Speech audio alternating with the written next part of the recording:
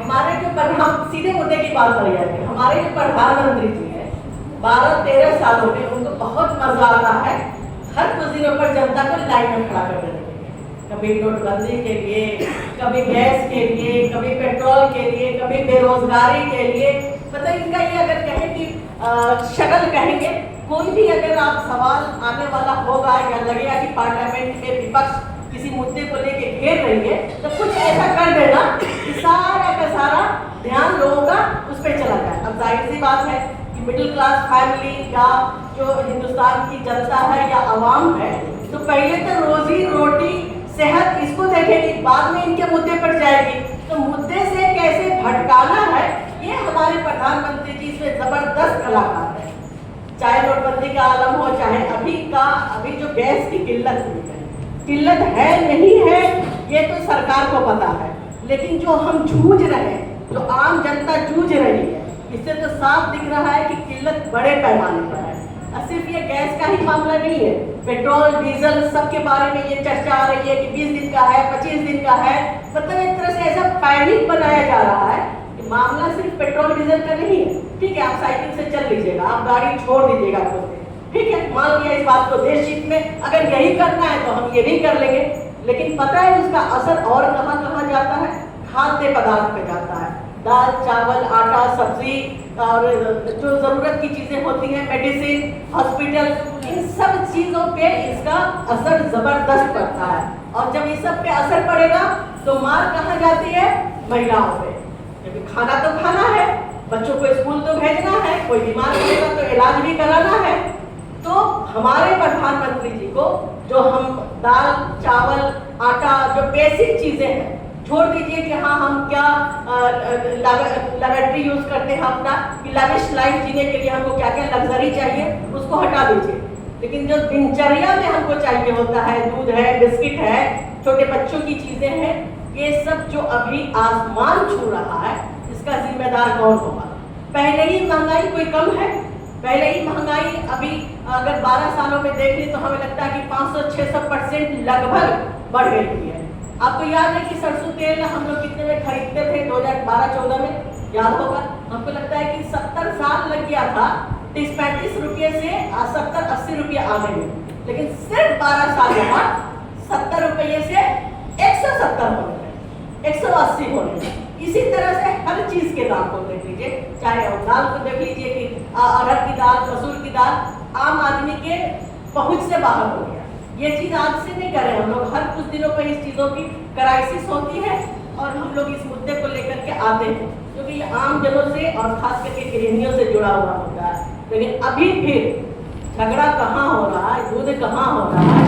हमारे देश में क्यों 20-25 दिनों की ही पेट्रोल डीजल या गैस का मामला है, जबकि जो रूल है उस हिसाब से 75 दिनों का क्रूड ऑयल हमेशा रिजर्व में होना चाहिए।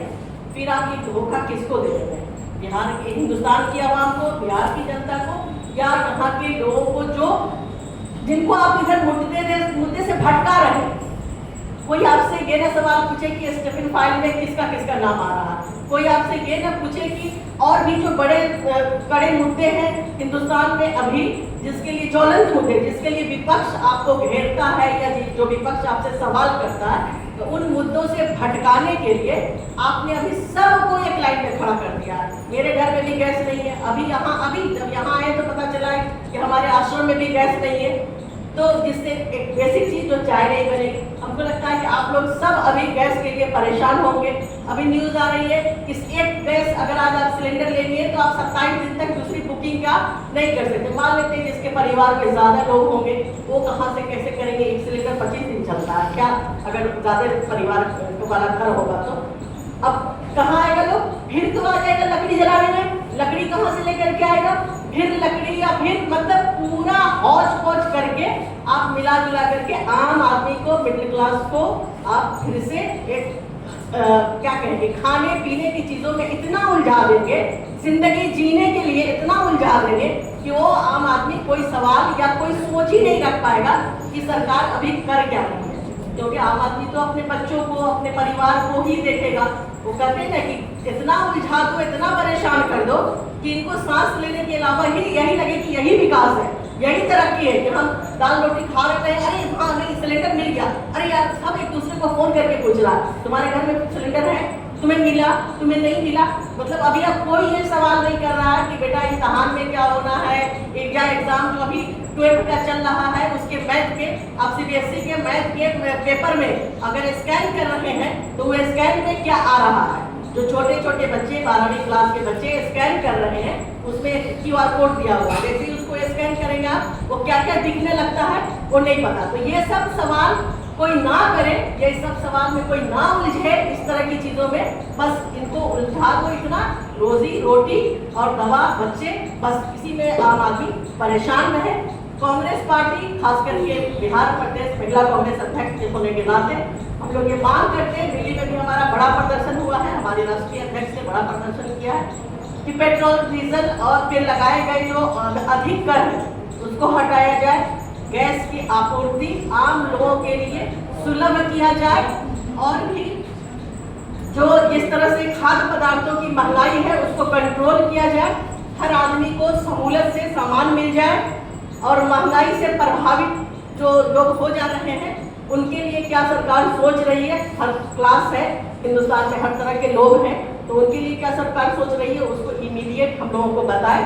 ये 4-5 मांग है मेन, खाद्य पदार्थ और पेट्रोल डीजल गैस, इन सब चीज़ों की जो आपूर्ति है वो सुलभ तरीके से हो जाए ताकि किसी भी लोगों को परेशानी का सामना नहीं करना पड़े। अब इन सब परेशानियों से उठेंगे तभी तो सेफ्टी सिक्योरिटी की बात करेंगे। आए दिन जो हर घंटे हर आधे घंटे पे लड़कियों के साथ ज्यादती होती है तो अभी इंसान हर चीज़ों को भूल गया, अभी सिर्फ रोजी रोटी पर लग गया। लड़कियों के साथ हो रहा है ना मसला, कहीं से कोई कंट्रोल तो हुआ नहीं है। इतना हम लोग प्रदर्शन किए, इतना हम लोग गवर्नर के यहाँ गए, वो हंगामा किए, लेकिन कोई फायदा नहीं हो रहा। आए दिन यहाँ गर्ल्स हॉस्टल में कुछ न कुछ घटनाएं हो रही हैं और हम लोग देख रहे हैं। तो अभी सब चीज़ों को साइड करके बस रोजी रोटी गैस पेट्रोल महंगा तेल दाल रोटी इसी पर लोग आ गया हुआ है। सरकार से हमारी मांग है कि इन सब चीज़ों का जल्दी से जो एक है कि आप इस मसले को हल करें और आम जन को सहूलत दें। अभी पर्व का भी दिन है, अभी होली गुजरा है, ईद आने को है, रमजान चल रहा है और शादी ब्याह का भी मौका है। बहुत सारे लोगों के यहाँ घर में शादियाँ भी हो रही है, तो ऐसे में सिलेंडर की कमी। और सबसे बड़ी बात है कि रेस्टोरेंट में भी बंद हो गया, क्योंकि रेस्टोरेंट में भी तो गैस चाहिए, गैस वहाँ नहीं है तो आप बाहर से भी खाना नहीं मंगा सकते। चलो घर में नहीं खाना बनेगा बाहर से मंगा लेंगे, तो बाहर से भी नहीं मंगा सकते। आप सोचिए कि रेस्टोरेंट जो चला रहा होगा उस बेचारे का क्या हशर होगा, उसका तो रेस्टोरेंट पीक आवर में बंद हो गया। तो बहुत सारी चीज़ें हैं जो सब एक दूसरे से कनेक्टेड है। सरकार को चाहिए कि इन सब चीज़ों की आपूर्ति जल्द से जल्द कराए। मैडम एक सवाल है मेरा कि जिस तरीके से जो है सरकार कह रही कि गैस की कमी नहीं है, कि एक परिवार को 27 दिन या 25 दिन के बाद सिलेंडर बुक करने का कहा गया है, जो नोटिफिकेशन आया है। अगर जिस परिवार में 5 लोग 7 लोग होंगे, पेरेंट्स भी होते हैं, ग्रैंड पेरेंट्स भी होते हैं, बहुत सारा परिवार आज भी हमारे बिहार में हमारे हिंदुस्तान में